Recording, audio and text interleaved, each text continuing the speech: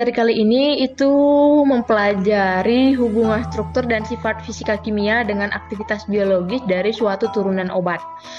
Dapat kita lihat di sini saya memaparkan ada dua jurnal untuk mendukung teori tersebut, di mana jurnal yang pertama itu ialah uji aktivitas in silico senyawa baru, di mana senyawa barunya itu 1 benzil 3 benzoilurea induk dan tersubstitusi sebagai agen antiproliferatif.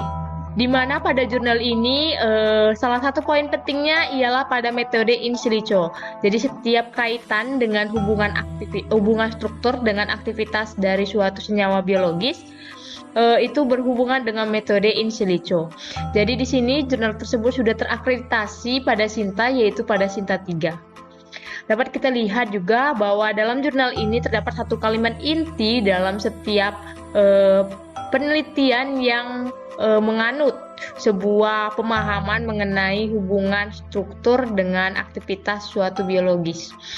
Jadi kalimatnya ialah modifikasi struktur akan mengubah sifat kimia fisika yang berdampak pada aktivitas biologis senyawa tersebut. Jadi di sini apabila terjadi pelepasan atau penambahan dalam sebuah struktur dari senyawa utama, itu tentu akan mengubah juga sebuah aktivitas biologis dari senyawa tersebut. Terkhusus pada jurnal ini itu terdapat sebuah penambahan dalam strukturnya, yaitu penambahan gugus nonpolar, di mana itu seperti gugus alkil dan aril. Di sini juga dijelaskan pada jurnalnya bahwa dalam penelitian ini memodifikasi struktur yang dilakukan itu sebagai usaha dalam meningkatkan aktivitas anti kanker senyawa 1 benzil 3 benzoilurea.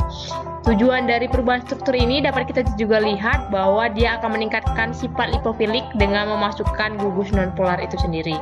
Jadi di sini tentu dalam penemuan senyawa baru dalam turunan senyawa tersebut, dalam memodifikasinya dari struktur itu tentu mempunyai sebuah tujuan yang lebih baik daripada sebelumnya.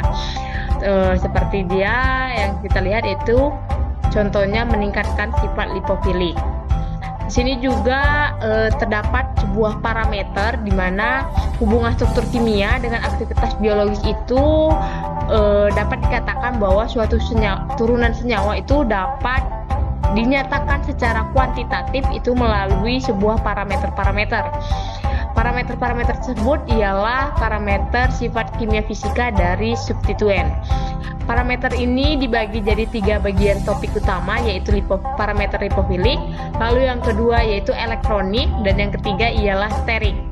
Jadi ketiga parameter ini mempunyai fungsi yang berbeda, yaitu dapat terlihat kalau lipofilik itu dia berperan dalam proses distribusi, sedangkan elektronik itu dia berperan dalam pengaruh proses penembusan membran biologis, dan yang sterik itu berkaitan dengan sifat meruah gugus-gugus dan efek gugus-gugus kontak obat dengan sisi reseptor yang berkaitan.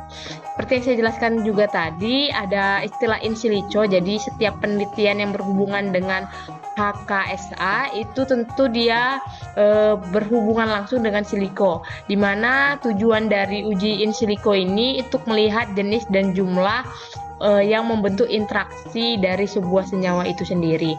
Jadi kalau pada jurnal ini dia membentuk interaksi ikatan hidrogen dan interaksi sterik. Dan di sini juga dapat kita katakan bahwa pada jurnal ini turunannya yang utama itu urea. Dan dari urea inilah kita diperoleh informasi bahwa gugus yang berperan atau farmakornya itu terhadap aktivitas anti kanker adalah gugus urea. Jadi di sini juga ditegaskan kembali bahwa benzil urea itu adalah farmakor kunci untuk aktivitas hambatan sel tumor. Mengenai jurnal ini, saya tambahkan lagi tentang jurnal pendukung mengenai hal itu, yaitu dengan judul Haksa dan Penambatan Molekuler Senyawa Turunan 2 ARYL 3 nitro 2H kromin untuk terapi kanker payudara.